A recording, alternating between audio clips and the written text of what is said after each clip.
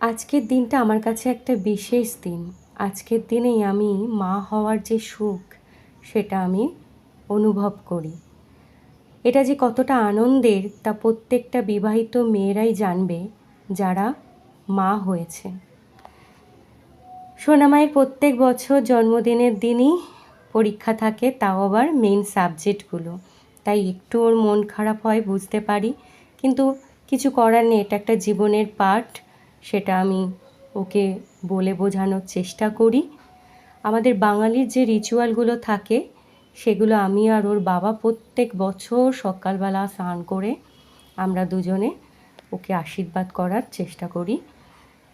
আজকে যেমন অনেক ভোরবেলা উঠেছি, উঠেই পায়েস করেছি, 5 রকম ভাজা করেছি, মাংস রান্না করেছি এবং সাথে 5 রকম মিষ্টি এনেছি। এক এক করে আমি ওর বাবা আশীর্বাদ করলাম। আর আমার তরফ থেকে একটা ছোট্ট গিফট ওকে আমি দিলাম। ও যেগুলো পছন্দ করে সেগুলোই দিলাম। আপনাদেরকেও বলবো, আপনারা ওকে মন ভরে 2 হাত ভরে আশীর্বাদ করবেন, যাতে ও জীবনে বড় হয়ে অনেক ভালো মনের মানুষ হয়, জীবনে প্রতিষ্ঠিত হয়। এরপরে দেখা যাক, বিকেলে একটা সারপ্রাইজ প্ল্যানিং করছি ওর জন্যে। ও স্কুল থেকে ফিরুক, তারপরে আমরা কোথাও যাব।